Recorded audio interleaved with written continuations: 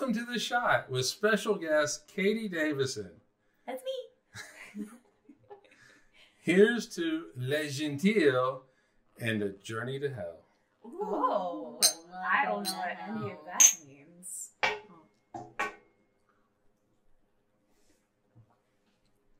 It is kind of smooth.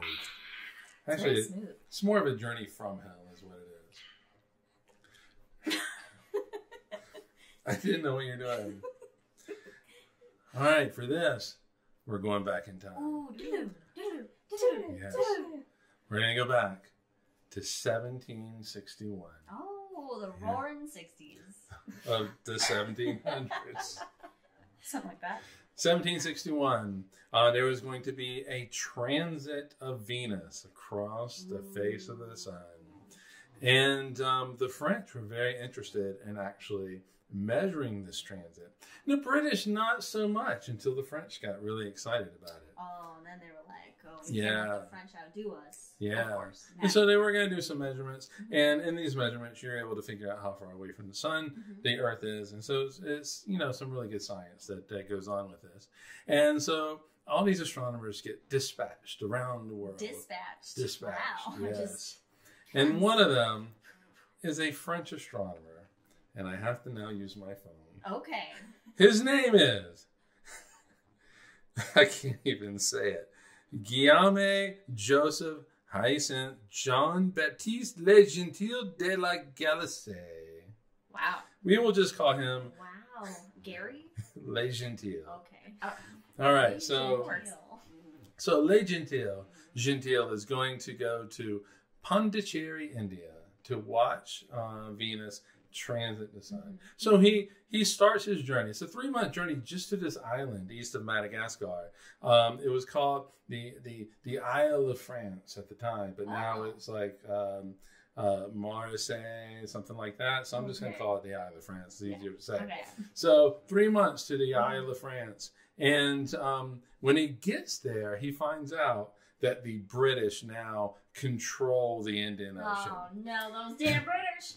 Yeah. And, you know, so he decides that he is going to, he's going to go on and go along with the journey, and he's going to continue on, and that's way off. I never started it. And so he continues on to Pondicherry, India. And when he gets there, he finds out that Pondicherry, India is no longer under French control. Oh. No, it's under British control. Oh. So he has to turn around and go back. He didn't bring his passport? No, I guess not. He wasn't going to get a stamp anyway.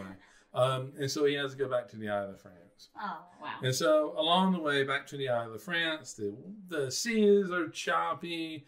And it's just bad weather. And he's unable to see the transit of Venus. Oh, yeah. Man, that's so sad. I know, it's sad. He spent 6 months on a boat. Yeah, but never fear, because there's another one happening in 1769. Oh, wait, okay. What? 1761. Okay. So 8 years later? 8 years later. All right. So Le Gentil decides that he wants to stay in the Isle of France. He'll just stay there for 8 years. And then what he'll do is he will then go to Manila, the Philippines, and watch the transit from there and record it and figure out how far away the sun is. All right. So did nobody do this the first transit around? Well, sure. I mean, they got measurements, but he's dedicated. He wants to get his measurements. All right. So 1769, fast forward to 1769, he boards a boat and spends 3 months on the high seas. Oh, jeez. To Manila, the Philippines. And when he gets there, the governor of the Philippines is like, nope, we're not going to let you build an observatory here. You can't come on to Manila, the Philippines, and build an observatory. He didn't send a letter first? Nope. He's had 8 years. Nope. Oh. So, poor planning. Never deterred, Le Gentil. He boards the boat and he leaves for Pondicherry, India. Again. Back. And then he gets there and he builds an observatory. And he's ready for the transit. And the day of the transit comes and it's overcast. Oh my god! Of course it is. Worst. Of course it is. He's devastated. Oh. And at this point, he just wants to go home. And so he decides that he is going to board the very first boat he can to get home. That seems risky. Yeah, but he gets sick. Oh no! Of course he Jesus. does. And he has to spend like a year in India before he can leave again, before he's healthy enough to leave. Wow. So he finally is able to leave, and the boat that he's on nearly sinks because of storms. This guy. He's Yeah, got really bad. What did he do to Murphy to Yeah. break his law? I know, right? And so they have to have this like emergency boat landing, docking, whatever you call it, back in the Isle of France. And so he gets there, and he's like, fuck it. And so he's able to get on a Spanish warship that takes him to Spain, and then he goes overland home to France. And he finally gets there, and he finds he's been declared dead. Oh, did he write home at all? I know. No, Does he know how to write? no, his estate has been divvied up. Oh. So he doesn't have an estate anymore. And not only that, he has lost his distinguished chair at the university. And he is no longer like the distinguished Is professor. this the basis for Robin Hood Men in Tights? Maybe. I don't know. But never fear. It looks bleak, but the story is a good end. Has a good ending.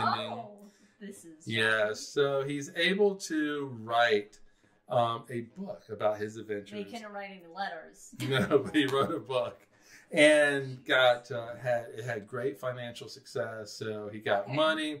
He also married this really wealthy heiress, and he did eventually get his chair back at the university. So it all worked out for him. And if you fast forward a few centuries, if you look it up, there's a couple songs about him on Like the sea shanties? interwebs. For all that time on the sea? Yeah, there was a play. Oh. Yeah, it's called The Transit of Venus. It was written in 1979. The Transit of Venus that he never That got he He never got to never- see.